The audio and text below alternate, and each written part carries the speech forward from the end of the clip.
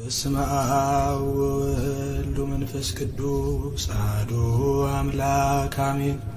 በአንድነቱ በሦስትነቱ ቅዱስ ቅዱስ ቅዱስ ተብሎ የሚመሰገን እግዚአብሔር በባህሪው ንጉሥ ሲሆን እንደ ባሪያ ሆኖ ትሕትናውን አሳየ። ስለዚህ ጌታ ሆይ እናመሰግንሃለን። ሥላሴ አምላኬ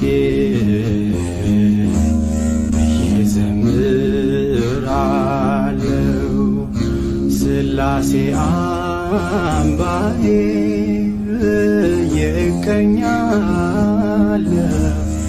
ሰማይና ምድር ደመና ሳይቀሩ አእዋፍ አዝርዕት